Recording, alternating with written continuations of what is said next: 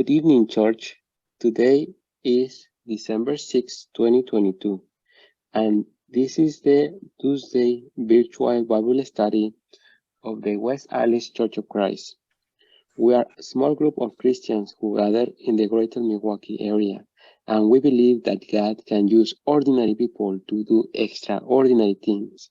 And whether you are joining us via YouTube or Zoom, we welcome you and we thank you for coming.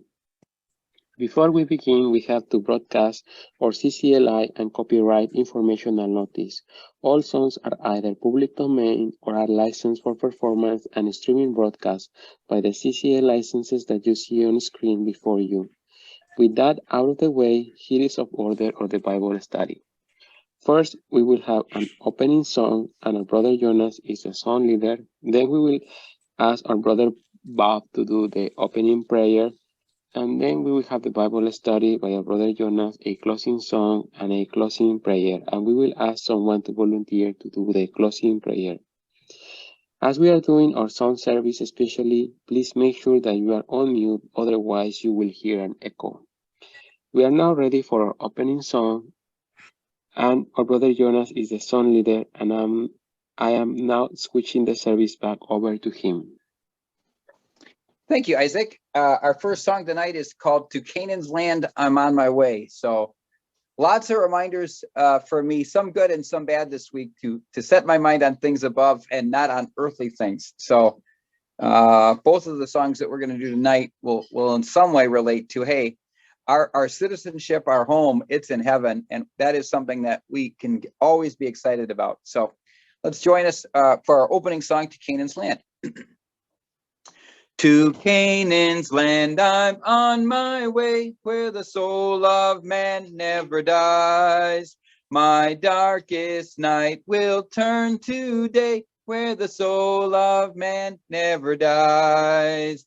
Dear friends, there'll be no sad farewells, there'll be no tear-dimmed eyes, where all is peace and joy and love, and the soul of man never dies. A rose is blooming there for me, where the soul of man never dies. And I will spend eternity where the soul of man never dies. Dear friends, there'll be no sad farewells, there'll be no tear-dimmed eyes, where all is peace and joy and love, and the soul of man never dies. A love light beams across the foam, where the soul of man never dies.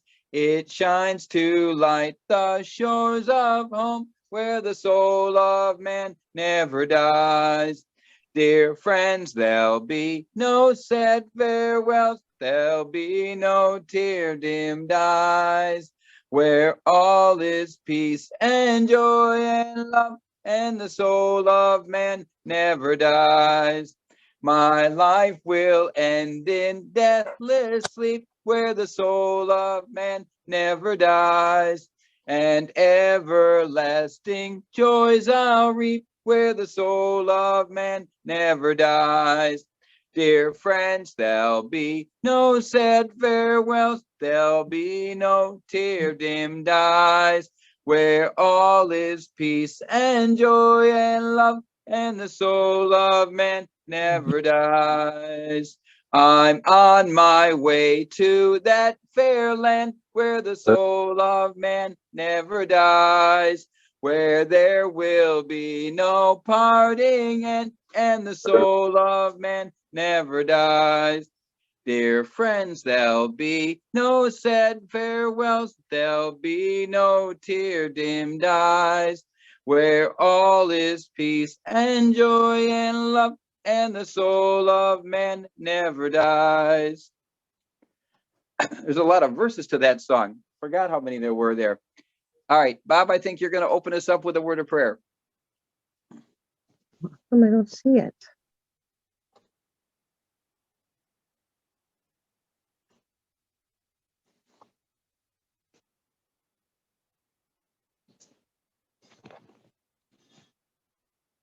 Bobby, you there? You might still be muted. Sorry. Father in Oh, heaven, great. we bless you and thank you. Pray for your direction and guidance during this hour. Pray that you'll be with Jonas and give him the wisdom as only you can to reveal the character of Benjamin. And I pray that you'll help each one of us see in this story how that none of us can navigate through this messy, messed up, sinful world, corrupt, irredeemable, except for those who carry your image. I pray that you'll give us understanding now as we take a look at this one tribe of Israel and see in it the kind of thing you need to teach us in this hour. We pray in Jesus' name. Amen. Amen. Thank you. All right. Well, very glad to have all of you on tonight as we are going to continue our study on Benjamin. So I'm actually going to it's been 2 weeks since we got to study. Last week I wasn't able to join you, so thank you for being patient, but I'll do a little recap to kind of get everybody on the same page, and then we'll talk a little bit about Benjamin as he does grow up and how he comes back into the biblical story. Remember, 2 weeks ago, we looked at the events leading up to his birth, and there was quite a lot going on around his birth. So we'll pick up on some of that today, but primarily we're going to be looking at some of the things that happen as he gets into adulthood and how he plays into the biblical narrative. So as we get into our study tonight, just a little bit of background. Remember that the Bible talks about Jacob. Jacob has another name in the scriptures, and it's Israel. Remember, he's going to be the patriarch of the 12 tribes. And the Bible tells us about his 12 sons, one for each of the tribes. He also has one daughter, and that we know about. Her name was Dinah. He may have had more. I don't think the Bible necessarily precludes the idea that he had more daughters, but we know of one by name. He has also 2 wives, Leah and Rachel, as well as 2 concubines, Bilnah and Zilpah, whom he bears different children with. And through these 4 women come the 12 tribes of Israel. So we're going to just real quickly, you guys that were part of the study last week, which of Jacob's wives was his favorite? Yeah. Somebody said something, I missed it. Rachel. Rachel, yes. Okay. Now the first one that he marries was Leah, but really his heart was set on Rachel. How long does Jacob have to work under Laban to win Rachel as his wife? 14 years. 14 years, right? He thought 7 would be enough. He woke up and he found out that he had married Leah instead. So that was quite the surprise when he woke up. But he works for Rachel another 7 years, and then serves Laban for 20 years total. So what was Isaac doing so far away from what was he doing so far away from the promised land where he was with his own father,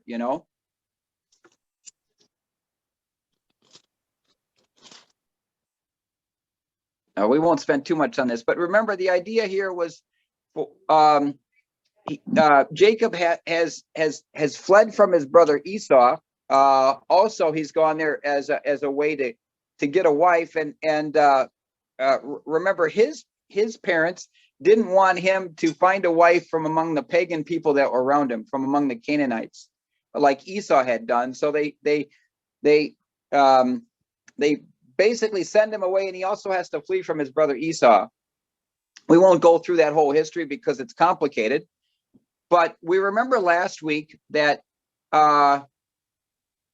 Jacob works 14 years. He's 20 years away from home, basically, and his own family is now he's getting all of his sons that are being born while he's away, and eventually he decides to separate himself from Laban, separate their flocks, separate their families, and return home. what happens to Rachel as they are coming back home on the way back from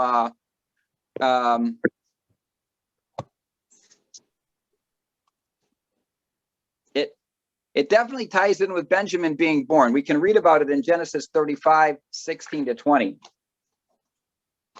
Actually, who would like to, let's just jump into that text. Who would like to read Genesis 35, 16 to 20?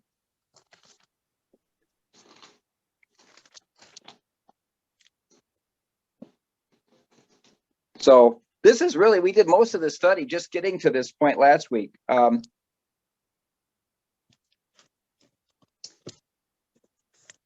All right, I'll do this one, but you guys can jump in on the next one. All right, Genesis 35, verse 16, it says, then they moved on from Bethel, and while they were still some distance from Ephrath, Rachel began to give birth and had great difficulty. And as she was having a great difficulty in childbirth, the midwife said to her, don't be afraid, for you have another son.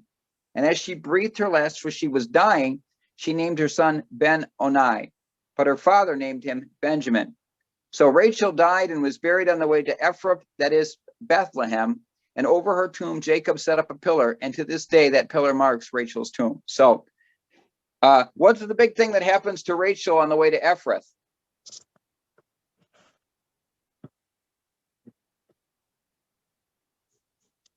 She died. Go. Dies. Gives birth to Benjamin and dies.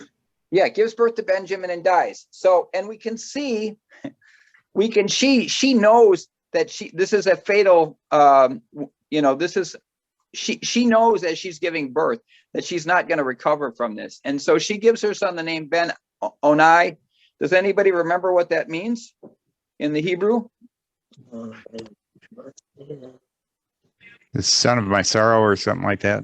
Yep, son of my sorrows or son of my troubles, right? So I think she's aware as she's giving birth. This isn't what happened when Joseph was born, right? She knows that something's wrong. She's not going to recover.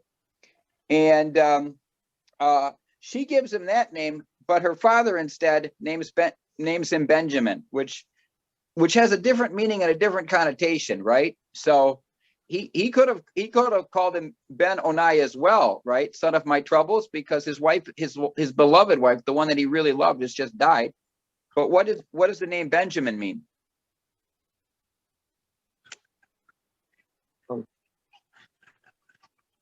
Son of my right hand. And so this is indicative of a couple things. First of all, Benjamin was going to have a place of real honor in Jacob's heart, and a real honor among his family. He would have been the youngest of the 12 sons, but Jacob is signaling even from the birth of the child that he is going to be that his affection is going to be with Benjamin, right? That he's going to have him at an elevated place, perhaps within the family, even though he's the 12th of 12 sons. And why would he honor Benjamin like that? Because Rachel was his mother. Because Rachel was his mother, right? And there was no one more important to Jacob than Rachel. All right. So I want to point out a couple of things that we might miss going through the book of Genesis, getting to this point, and something I was going to talk about last week and I didn't have time to. If you'll remember that one of the things that prompted Jacob to leave his father and mother, to leave Rebekah, and to flee, was when he stole the blessing in Genesis 27 of his brother Esau. And let's go to Genesis 27, verse 1 real quick. I just want to point something out. It actually came up in a class that we did at West Dallas that very week, and we had a little bit of discussion about it on a Wednesday night. I thought it was interesting, and I thought I'd bring it up because in Genesis 27, it says, when Isaac was old and his eyes were so weak that he could no longer see, he called for Esau, his older son, and he said to him, my son, here I am, he answered. And he basically sends his son out on a mission to just prepare some food so that he can give him his blessing before he dies, which is the conclusion that he's reaching by the end of verse 4. he's thinking, I'm 100 years old. I don't know how much longer I have. I can't, I don't know the day of my death.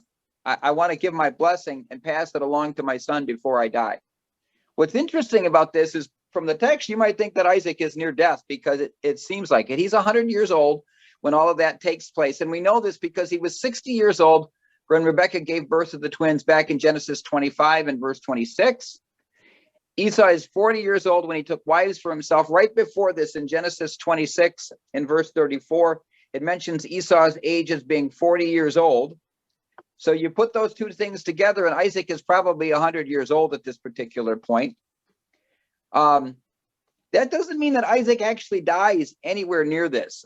In fact, after Jacob flees and stays with his brother Laban for 20 years, he returns. His father is still alive, and Isaac is going to stay in his father's house until he dies when he's 180 years old. So even though in Genesis 27 we might think Isaac is really old and about to die, in fact he lives to be 180 years old before he does. So he's got 80 more years than it. He just probably doesn't quite know that yet. I just think that's really fascinating. The problem is those 80 years he was blind the whole time. Sounds like cataracts. Probably, yes. And remember, if he's 180 when he dies, then Jacob and Esau are 120 when all of that happens. So what is interesting though is, and we see all these tensions in these families. Let's go to Genesis 35, 27 to 29, and we will come back to Benjamin in a minute. But I want to point out in Genesis 35, 27 to 29, it says, Jacob came home to his father Isaac in Mamre, near Kiriath Arba, that is in Hebron, where Abraham and Isaac had stayed. Isaac lived 180 years, and then he breathed his last and died, and he was gathered to his people, old and full of years. And his sons, Esau and Jacob, buried him. So I want to point out that just as Isaac and Ishmael both buried their father Abraham together in Genesis 25, even though there was conflict between those two children, in the same way Esau and Jacob, I mean, we read earlier that they reconcile. Well, that reconciliation seems to stick. I mean, they're obviously both involved in the burial of their father when he's 180 years old. And so, the story of the conflict between these siblings is a big part of the Old Testament, in particular the book of Genesis. But we do see some reconciliation here, at least in part, as their fathers pass away. And there is a parallel there, I think, between Isaac and Ishmael burying their father Abraham, which I won't turn to in Genesis 25, but in Genesis 35, Esau and Jacob burying their father together. Anybody have any comments on that? Otherwise, we'll shift back to Joseph here and Benjamin.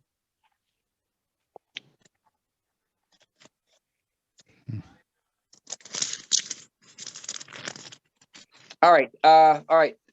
Isaac, back up one screen if you can. So there's a couple of interesting things that happened to Joseph while he's in Egypt. How does Joseph get to Egypt? This isn't a story about Joseph, but we should know the background. How does Joseph end up away from his family and into Egypt? His jealous brothers, because he was Isaac's favorite, or Jacob's favorite, gets sold as a slave into Egypt.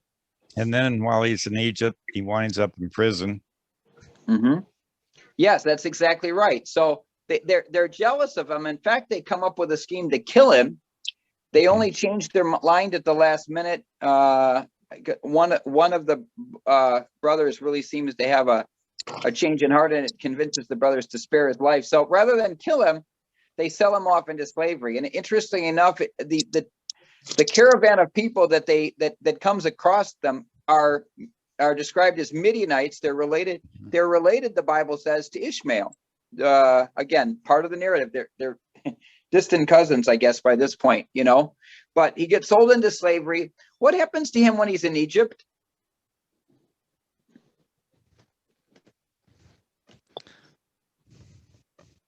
Where does he start out in Egypt? He certainly doesn't start out in Pharaoh's court. In No, it's a Potiphar's slave. house.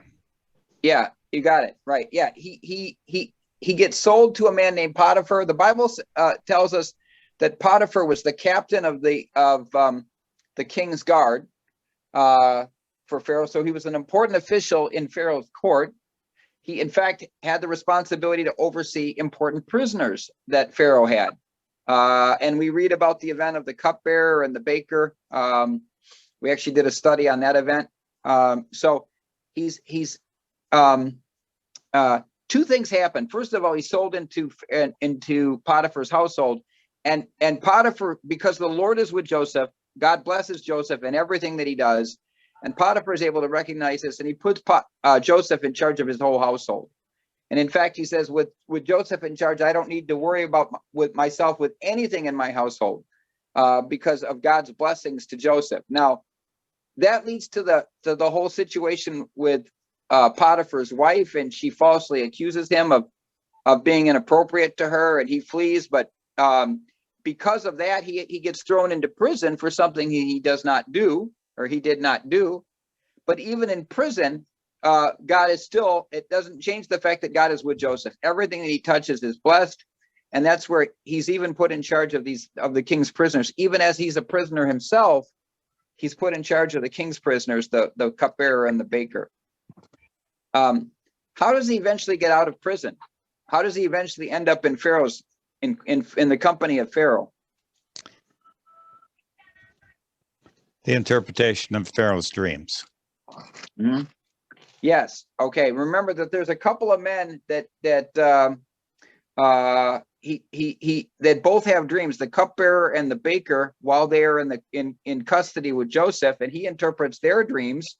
One of them is going to live and be restored to his previous position. One of them is going to be brought back before Pharaoh, but then have his head lifted off his shoulders, right? And so the chief cupbearer of those two men is the one that lives. He's the one that gets the positive interpretation of his dream.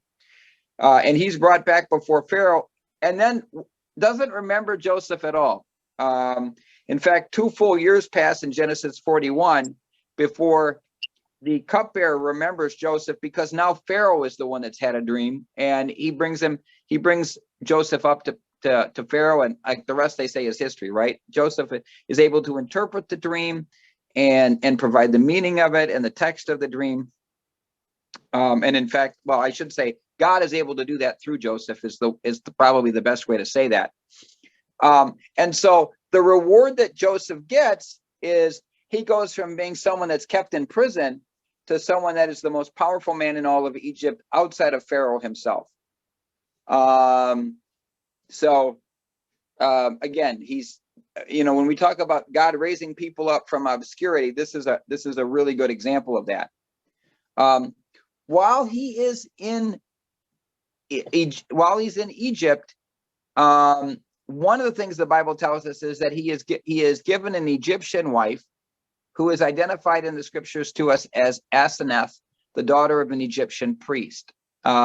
Interestingly enough, trying to learn a little bit about her background, I'm just going to make a comment. The book of Jubilees, several of the Jewish texts actually identify her father with Potiphar, the official whose wife's accusation got Joseph into hot water in the first place. So that's a real interesting perspective. The Septuagint, the original Greek copies of the Old Testament, the names are the same, Potiphar and Potiphar. So it's very possible that Joseph ends up marrying the daughter of Potiphar and his wife. So that's an interesting story. I'll save that for another one. I think that there's some credibility to that. So, all right, Isaac, for interest of time, why don't we go to the next slide a little bit? I'll save that for another study. All right, let's get to Genesis 42, and we're going to see what is it that leads to Joseph being reconciled to his brothers. So Joseph 42, somebody want to read 1 through 5?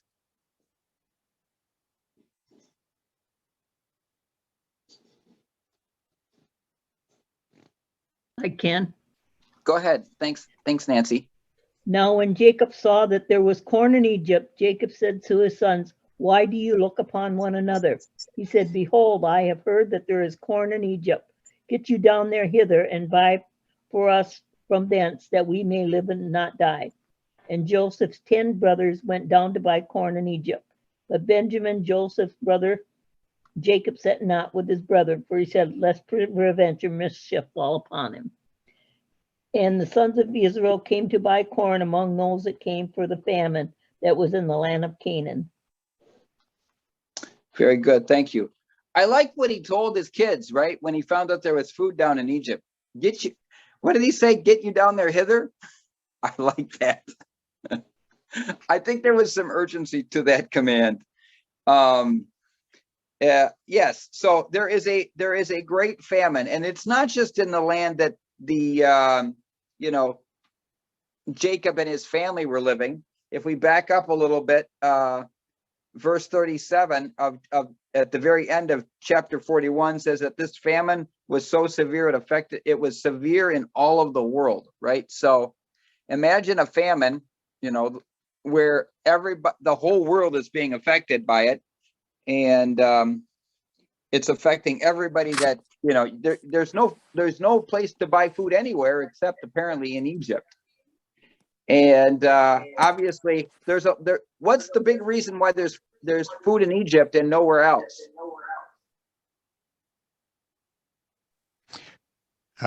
Joseph was able to. Whoop, I'm sorry. You're echoing. I'm gonna mute myself here.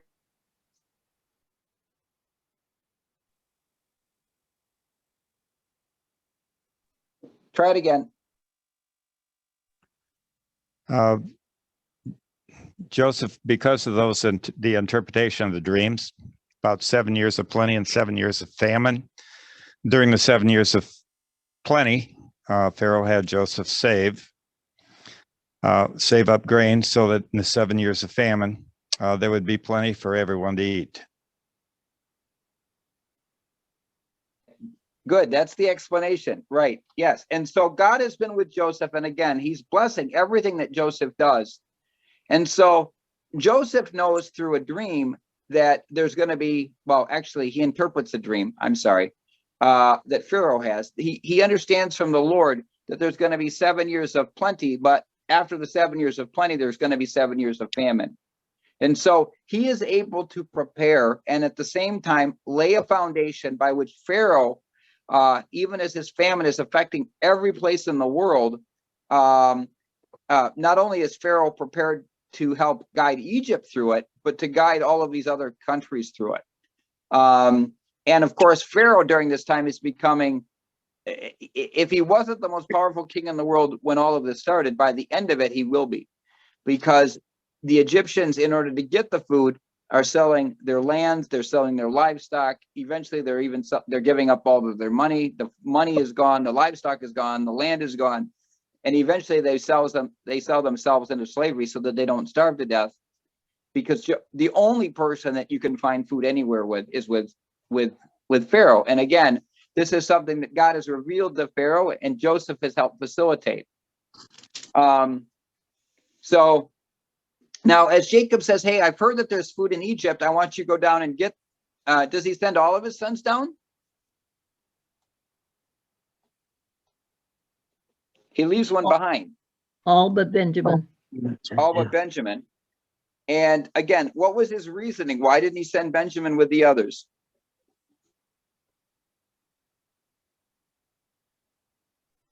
He lost Joseph. He was not about to lose Benjamin. Yep. This was the only son that he had left as far as he knew from Rachel, his beloved wife. And so he's like, I'm not gonna risk losing Benjamin. So that's what he sends the other 10 brothers down, but he does not send Benjamin the first time down. All right. Anybody have a quick comment, or should we read verses 6 through 9?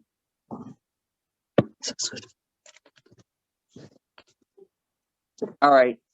Anybody want to read 6 through 9? I'll do that. Go ahead. Thank you.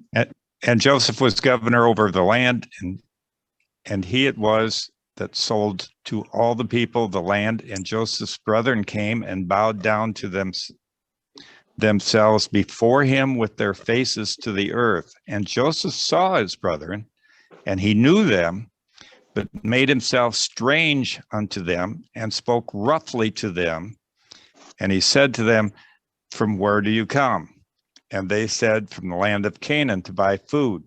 And Joseph knew his brethren, but they knew him not. And Joseph remembered the dreams which he dreamed of them, and said to them, "You are spies to see the nakedness of the land that you are come." Okay, good. Thank you. All right.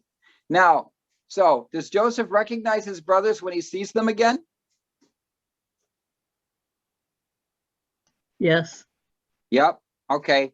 And you notice, what did Joseph's brothers do when they are in his presence? Something pretty interesting in verse 6, right? They bow down to him. Right. They all bowed down to them with their faces to the ground. Now, they probably didn't think much of it other than he was governor in charge of the land, the one that was selling grain to everybody. Obviously, he was the one that they needed to speak to if they were going to return with any food. So they bowed down to him. And it says, first of all, does Joseph just come right out and acknowledge who he is and say hi to them and everything? How does he react when he sees them? Speaks harshly. Speaks harshly to them, right? Where did you come from? He accuses them of being spies. You've come to see our land where it is unprotected, or where it is naked, where it is vulnerable, right? Of course, he knows that they're not spies. Of course, he knows why they're probably really there. Why is he speaking harshly to them if he's not angry with them? Or maybe he is angry with them. No, I just wanted to make sure there was distance between him and his brothers, at least at this point. Right.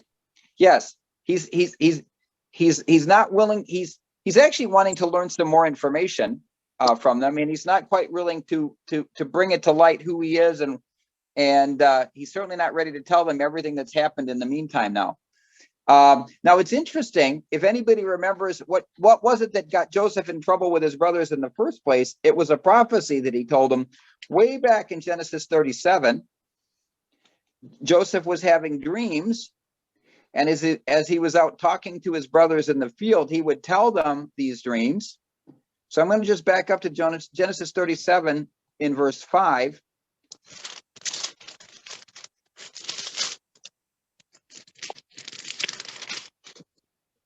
And it says, Joseph had a dream, and when he told it to his brothers, they hated him all the more. And he said to them, "Listen to this dream I had. We were binding sheaves of grain out in the field when suddenly my sheaf rolled up and stood upright, while your sheaves gathered around mine and bowed down to it."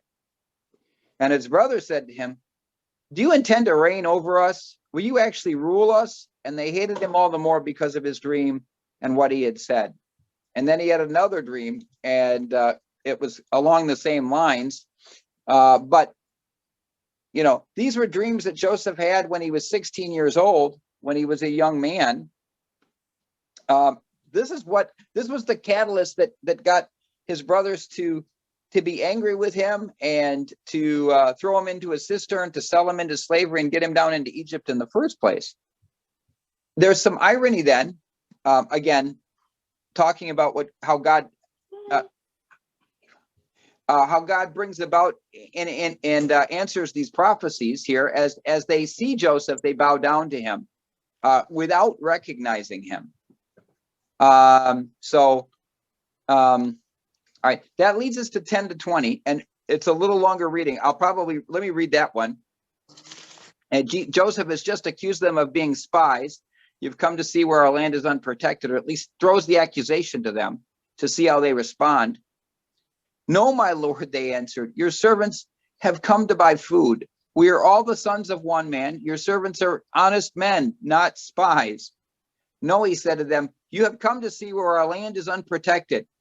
But they replied, Your servants were 12 brothers, the sons of one man who lives in the land of Canaan. The youngest is now with our father, and the one is no more. Joseph said to them, it is just as I told you. You are spies, and this is how you will be tested. As surely as Pharaoh lives, you will not leave this place unless your youngest brother comes here.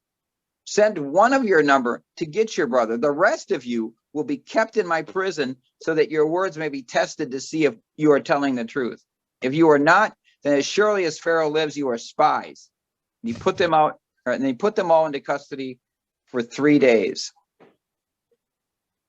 On the third day, Joseph said to them, do this, and you will live, for I fear God. If you are honest men, let one of your brothers stay here in the prison, while the rest of you go and take grain back for your starving households. But you must bring back your youngest brother to me, so that your words may be verified and that you may not die. This they proceeded to do. All right, lot of text there. First of all, when Joseph accuses his brothers of being spies, what's their answer back to him?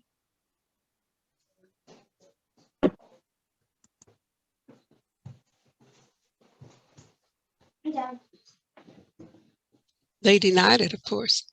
Yeah, well, they said, we're not spies, we're just hungry, right? We're just, we've just come here to buy food, as is everybody was coming to Joseph, I think, to buy food, right?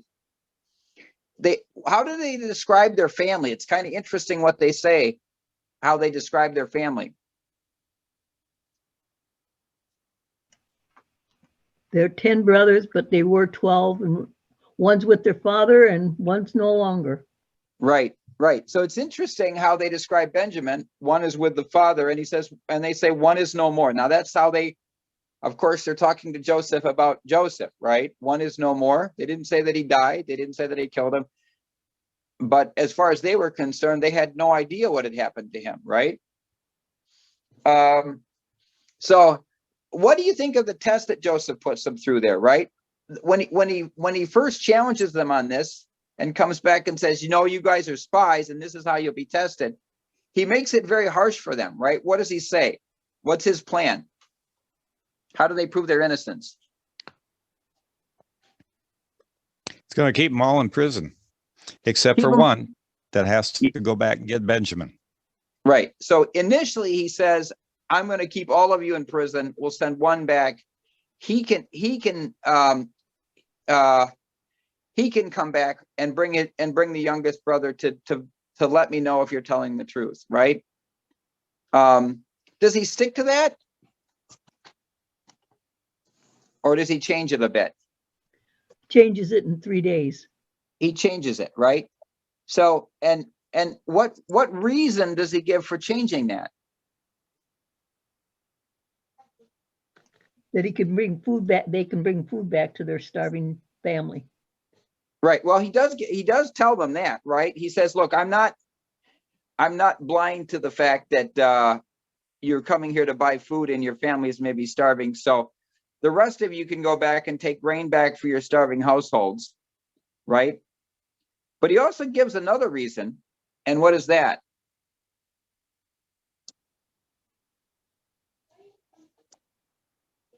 He says at the very beginning of 18. I fear God. He says, I fear God. Now, this might be his first olive branch to them in terms of just kind of letting him know he's not saying I fear Pharaoh here. He's saying I fear God. And so it's certainly not enough for the brothers to figure out who he is, but he is letting them know, hey, I'm a just man. I'm not going to, and number two, he says, I fear God and I live under his authority.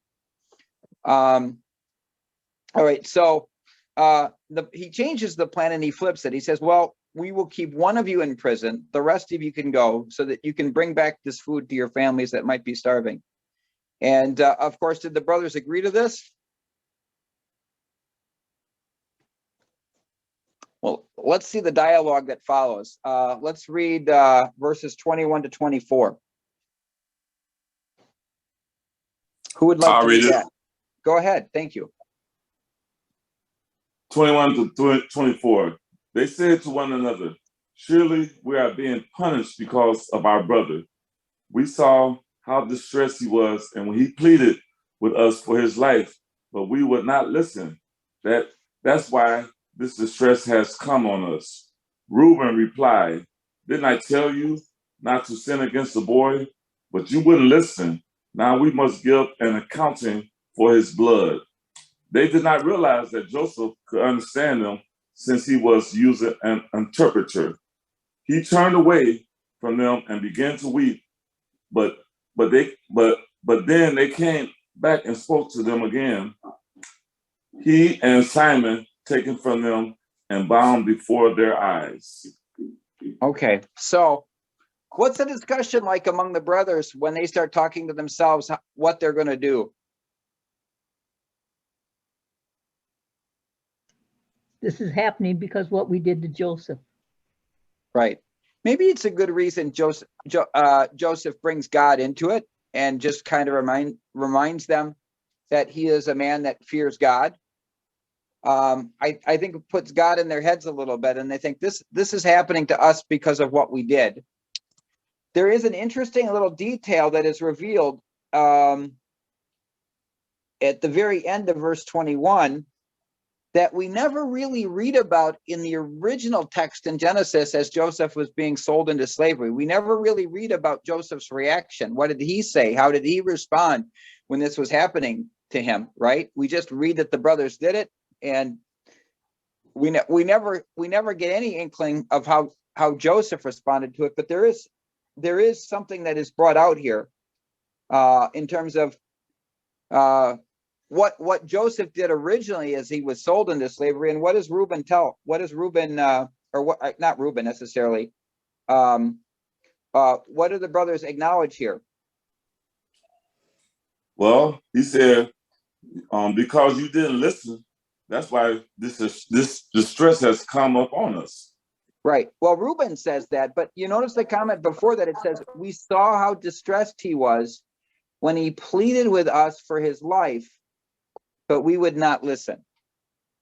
So, if we read the earlier text in Genesis, we don't ever read about Joseph pleading for his life with his brothers. And, I don't know what that conversation was like. But we get a sense of it here that Joseph was certainly fully aware of what the brothers were doing when they sold him into slavery, when they washed their hands of him. Yeah, and that too. It's just, it just made me feel sort of sad because he knew that his brothers really didn't care for him with this. He knew all of that stuff. Can you imagine knowing that your loved ones you love don't really love you? That's got to be sort of hard. Right. Yep. We're told some details in Genesis 37. We're told that, they stripped him. They took his robe from him. They took him and they threw him into a cistern. And eventually they sold him into slavery. But we don't see the emotional reaction from Joseph. And here we kind of, even in the one sentence, we're told exactly what it was like and how hard it would have been for him as it would be for anybody, I think, if this would have happened to them. So they saw Joseph's reaction back then. It clearly comes to the forefront of their minds. And Reuben says, look, you guys should have listened to me when I said, don't sin against the boy. But now at the same time, all of this is taking place. What's the significance of the fact that Joseph isn't interacting them in Hebrew? He's got an why is it significant that he has an interpreter there?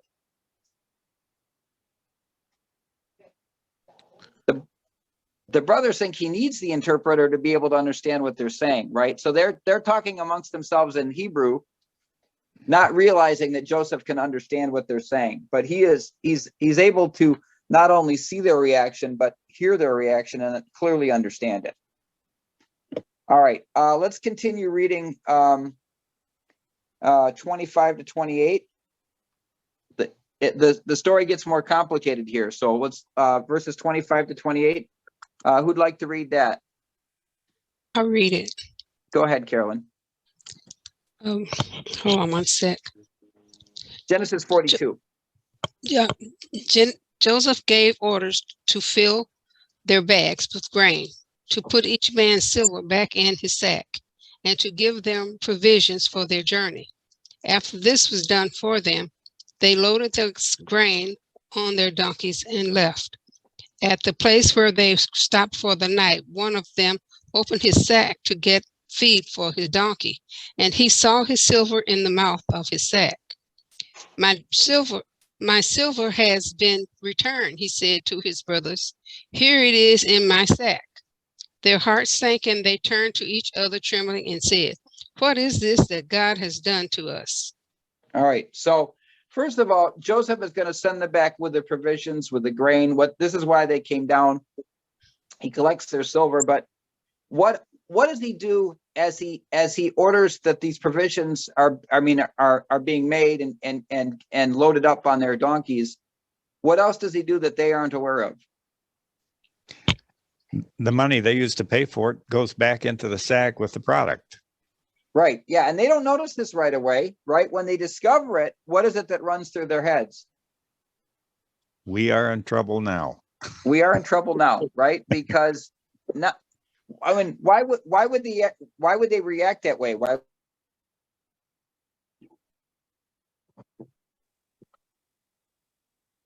It's like they stole the money or something. Sure, we just took all this food. We never paid for it, right? Our money's back with us. What do they think Joseph is going to think of them at that point, right? He's already accusing them of being spies. Now they haven't even paid for their provisions. What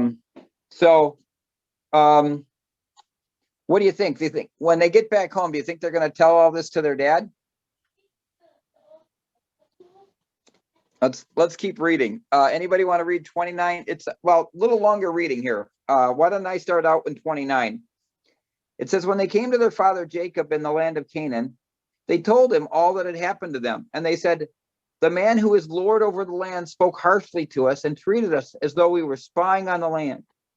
But we said to him, we are honest men. We are not spies. We were 12 brothers, sons of one father. One is no more, and the youngest is now with our father in Canaan. Then the man who is Lord over the land said to us, this is how I will know whether you are honest men. Leave one of your brothers here with me and take food for your starving households and go. But bring your youngest brother to me so that I will know that you are not spies, but honest men. Then I will give your brother back to you and you can trade in the land. As they were emptying their sacks, there in each man's sack was his pouch of silver. When they and their father saw the money pouches, they were frightened. Their father Jacob said to them, you have deprived me of my children. Joseph is no more and Simeon is no more. And now you want to take Benjamin. Everything is against me. Then Reuben said to his father, you may put both of my sons to death if I do not bring him back to you. Entrust him to my care and I will bring him back. But Jacob said, my son will not go down there with you. His brother is dead and he is the only one left. If harm comes to him on that journey you are taking, you will bring my gray head down to the grave in sorrow. So how does dad feel when everybody gets back home?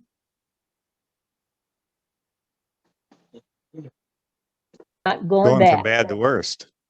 Yeah, it's an absolute, it's like a worst case scenario, right? Now they're coming back with the food, but Simeon is now in Egypt. He's already, from his perspective, he's lost one son already. And why can't they just go back and bring Benjamin back? It's complicated, right?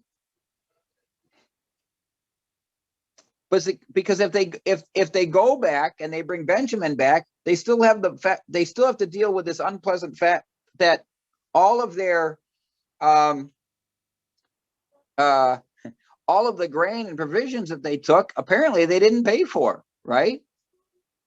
So even if they bring Benjamin back, the thinking is they may not get a good reception from Joseph, who they know is the governor of the land, right?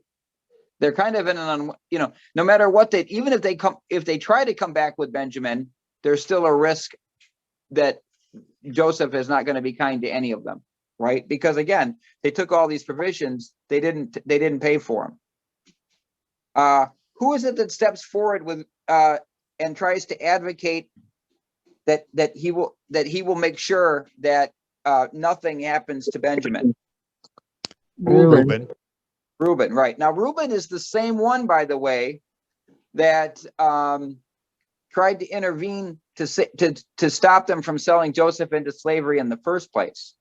So he's really he's in this regard, he's probably the best of the brothers, right? He's the one that looks at it from a different perspective.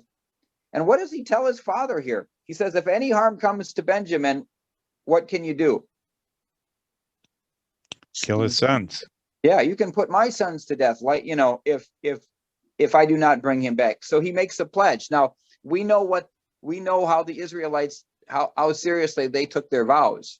So that wasn't just an idle comment.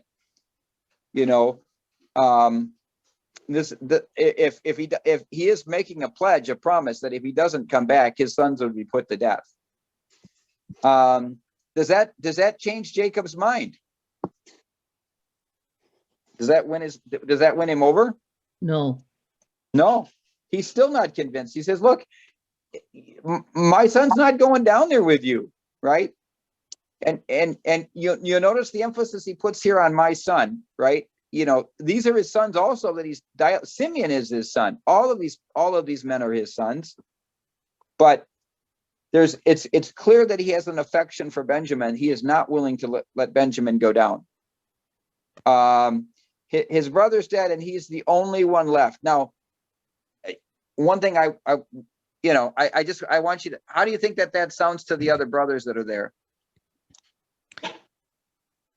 He's the only one left. It's an insult. Sure.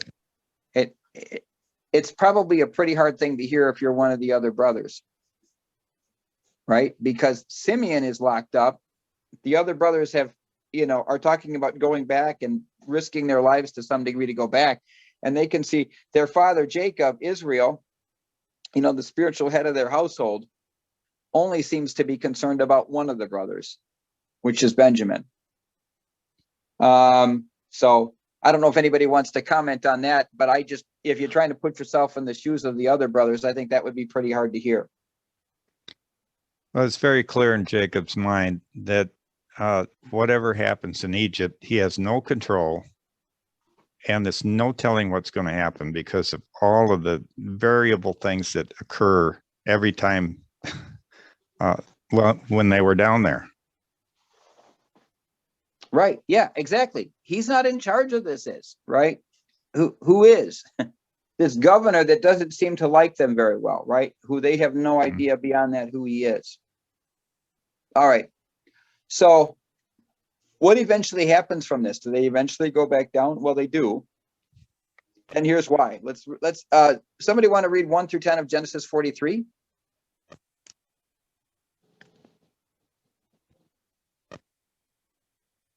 I can. All right, thanks, Nancy. And the famine was sore in the land, and it came to pass when they had eaten up the corn which they had brought out of Egypt, their father said to them, go again, buy us food. And Judah spake unto him, saying, the man did solemnly protest us unto us, saying, ye shall not see my face, except your brother be with you. And if thou wilt send our brother with us, we will go down and buy the food. But if thou wilt not send him, we will not go down. For the man said unto us, ye shall not see my face, except your brother be with you. And Israel said unto them, wherefore dealt ye so ill with me, as to tell the man whether or not yet he had yet a brother?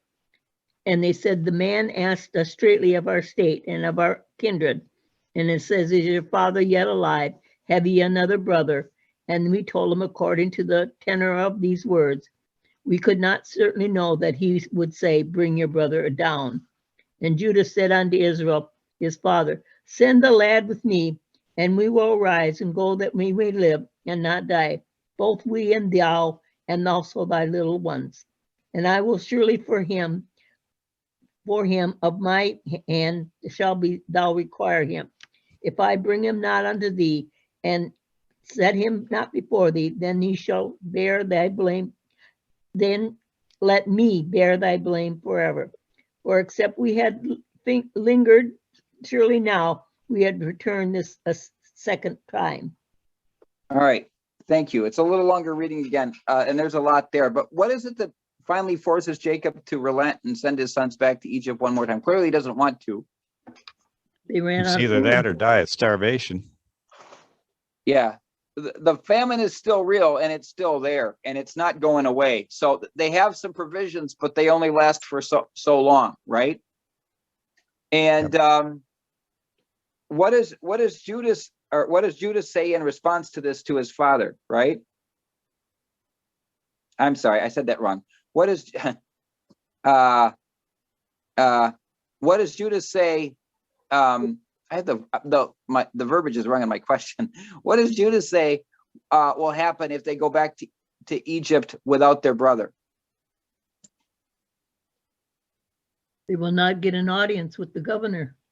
Yeah, He will unless he say- comes with us, he's not gonna show any kindness. We're not gonna get Simeon back. We're not gonna get food. We have to bring him back. And of course, Judah is not yet persuaded of this, right? He's not convinced. He's real skeptical. Why did you bring this trouble on my head by telling him you had another brother? You know, he's still bitter about that. He's still angry. And their answer is an innocent one. They said, look, he just asked us questions and we answered them. We answered him truthfully. We had no way to know that he was going to ask us about bring your brother back here, right? It's not our fault. That's their answer to him.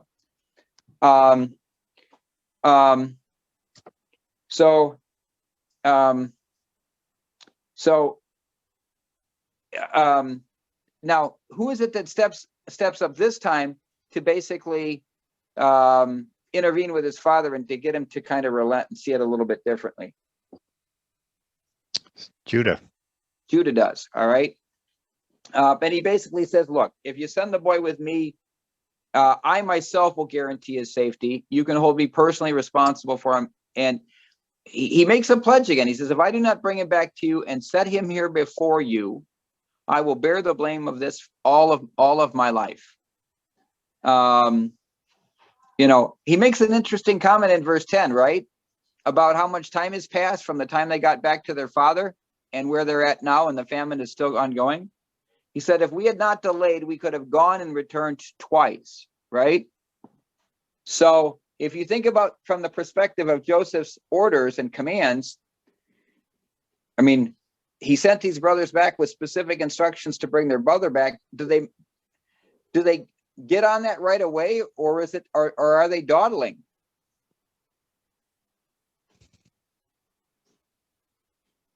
They didn't exactly come back. They didn't exactly go back to Egypt right away, right? They had time enough to get there and go and get there and go and come back a second time.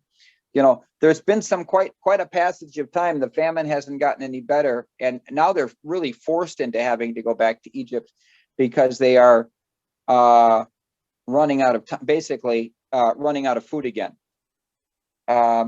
Ultimately, does Benjamin go back with them? Do they go back to Egypt another time? Yeah. They do. Yes. All right. So I'm gonna end it here. There's a couple discussion questions I want to bring up before I'm not going to try to get in the rest of the story. We'll probably look at that next week. And we'll see how Joseph reconciles with his brothers.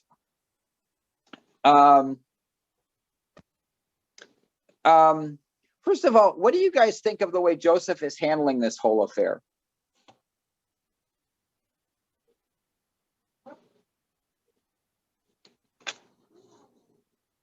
Think about the attitude he could have had towards his brothers based on what they did with him or did to him.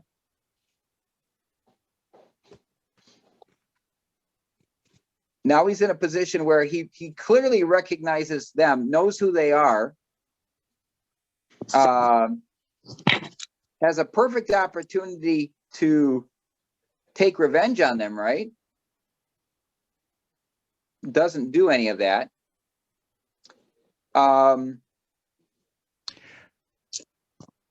If I remember the story right,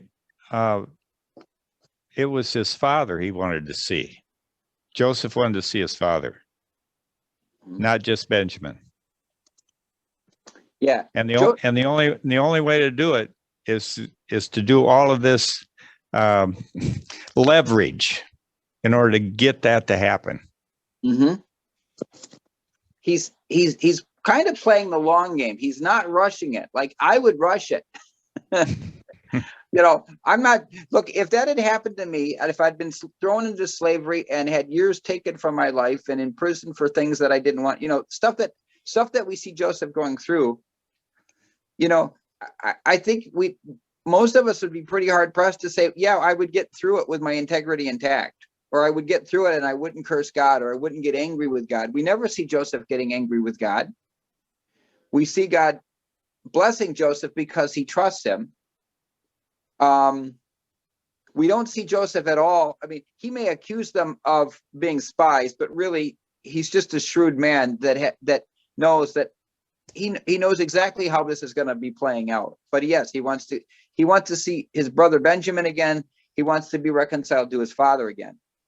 And this is a way to bring all of that to light. Hasn't let the cat out of the bag to the brothers yet, though. And so there's probably some satisfaction in that, I suspect. But Joseph is not a man that bears grudges.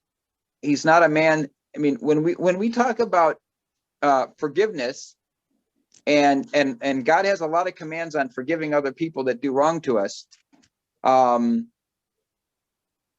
We see in Joseph somebody that lived that out. He did it. He forgave probably the biggest betrayal you could possibly have, being sold into slavery by your own family. And later on, we're going to see God's perspective in this. When Joseph finally says to his brothers, look, what you intended to do for evil, God intended to do for good. So he's able to take, you know, sometimes we go through trials and we go through challenges, and maybe we lose our way as far as what God's perspective is. We see our circumstances. You know, we see something that's done that's unjust or unfair or not right, and we react that way. And we see Joseph here playing the long game. We'll have to see where it goes, but it's interesting how he makes it complicated for the brothers to return, right? By putting the silver back in their bags and their pouches. So, all right. Well, next week, can I ask a question? You certainly can.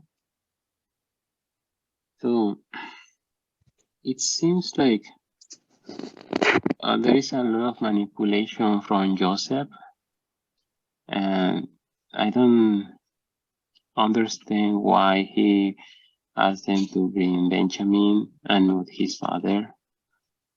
If so he may have been a very smart person, manipulating others to do what he wants at the end, and being very smart. It's not clear to me why he was taking these decisions. Mm-hmm. Let me try to give a short answer on that. Yeah. First of all, I don't want it to sound like he's manipulative, because what I'm trying to communicate is I think he's really trusting God in all of this. But why? The real question is, why doesn't he just reveal himself right away and say, "Hey, I'm Joseph, your brother. Bring back Benjamin and bring back Dad, because I want to see him." You know, why doesn't he just take that approach? One is, I think he's paying attention. He's watching. He's wanting to see in his brothers. I mean, you know, first of all, he by seeing their reaction to things, he's able to see whether they're genuine or not. Do they have remorse over what they did to him, which they did? And he's basically, you know, without revealing himself, he's giving them to reflect and think about the circumstances that has led to all of this. Remember, God has had a higher purpose for all of this from the time that he first gave those dreams to Joseph. Joseph didn't fully understand the dreams. He just, you know, it set a lot of things in motion. And I think the thing that we see with Joseph is he's someone that is willing to trust God in the long term, even without knowing necessarily how all of this is going to play out. By letting his brothers leave, he does kind of run the risk that they may never come back, right? He may never see Benjamin. He may never see his father. I think it shows that he's got enough confidence that God has got things, in his hands, that they are even. I think Joseph is kind of knowing and expecting that eventually there's going to be the great reveal here, and God is going to, bring this stuff. What has been hidden away in darkness, is going to get exposed to light. There's another thing too, Jonas. Sure. Joseph has grown up. He's not a kid anymore. When he was a kid, he would just spout off everything he knew, like, the sheaves bowing down to him, or all the stars bowing down to him. And that got him in trouble. Now he knows he doesn't say everything that comes to his mind. He is more, how do you say this? More diplomatic. Yes. In how he reveals what he knows. I actually appreciate you bringing that to light. I hadn't thought about it that way. I think you've nailed that. Yes. What we do when we're kids is we just say the first thing that comes to our minds, and whether we don't necessarily think that the consequences of what we say. We see a lot more restraint here with Joseph. And there's no indication that Joseph's brothers have ever come clean with their dad up to this point about what they did to Joseph. They've kept, even up to this point, they've never owned up to what they did. They've just let dad thinks at this point that Joseph is dead, that, wild animals or something got him. They don't know anything about him being sold into Egypt. They've kept that from him. So, I think and this does allow him to take stock of his brothers, but I agree with your perspective. I think he's older, he's wiser, and he's willing to let things play out a little bit to kind of see and learn what's going on in his brothers' hearts. All right. Well, we will read the rest of the story when we meet next week. It's such an interesting life lesson. I think the real life lesson of this event is to trusting God over the long term, even when your immediate circumstances seem awful. Is just something that we get from Joseph's life. And when he was in a position to pay back his brothers for everything they did to him, he does not respond the way they treated him. He really shows kindness to them. Although, he's going to wait a little bit before he reveals himself. All right. Any other comments or closing observations? I call it seasoned. You were saying wise, but I call it seasoned because Joseph, he had been through some things, just like when Bob said that, all that other stuff. He had been through some things, and like you said, he learned things, and he had become wiser, and he's learned to be more diplomatic, like you all said. So I call all of that just seasoning, because that's what life does to us when we have to bear burdens and we have trouble and everything. Those kind of things knock these little pieces of attitude we have. It sort of knocks that off, because you have things to take care of. You don't have time to go having attitudes and doing all these crazy things, because you've got to think, and you've got to think wisely, especially when you start having a family and all of that. So I just call it seasoning too. That's a good observation too, Carolyn. Thank you. Thank you. I just know for myself, I've been through all kinds of really bad things in my life and learned nothing from them at different times. Unfortunately, I can say, where I didn't have a godly perspective about it, or a seasoned perspective about it, or a wise perspective. I just had an emotional response. And there's so much we can learn from these.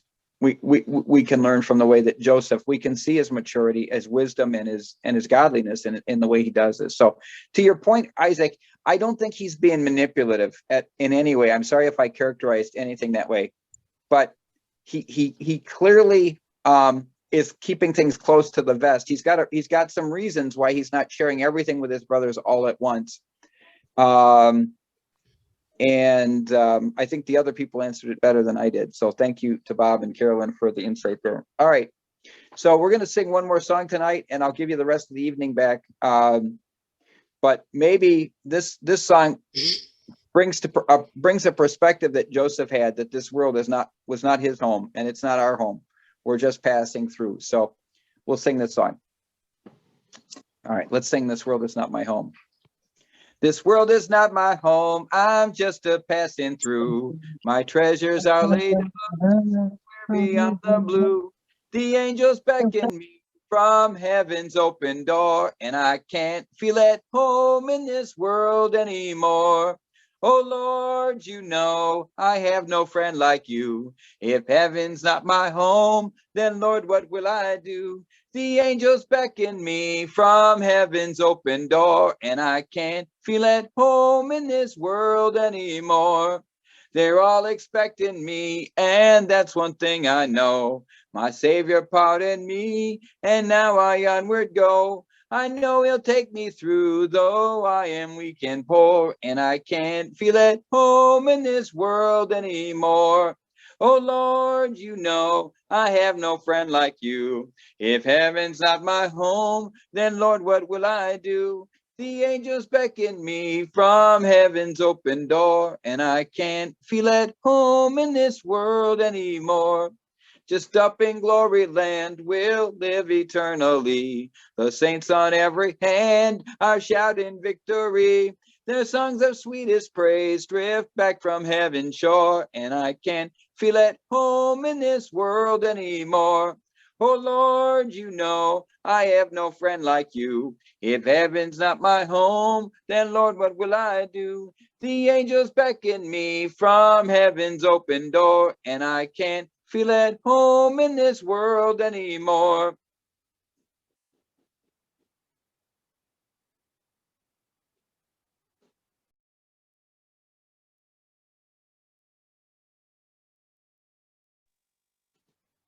Isaac, are you there?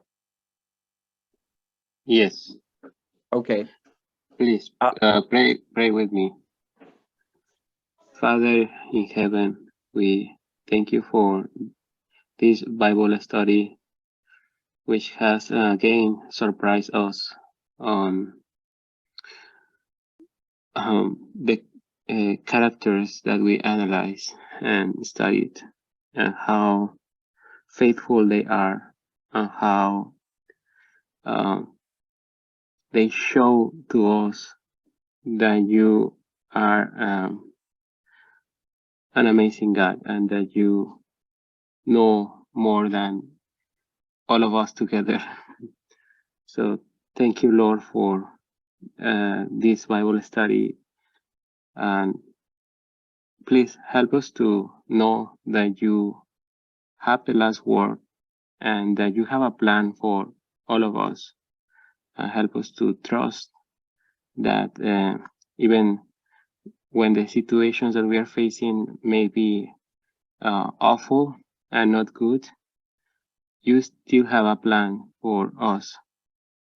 And at the end, we will see that plan. Thank you, Lord, for that love that you have put in our hearts today through this lesson. It is in Jesus' name that we pray. Amen.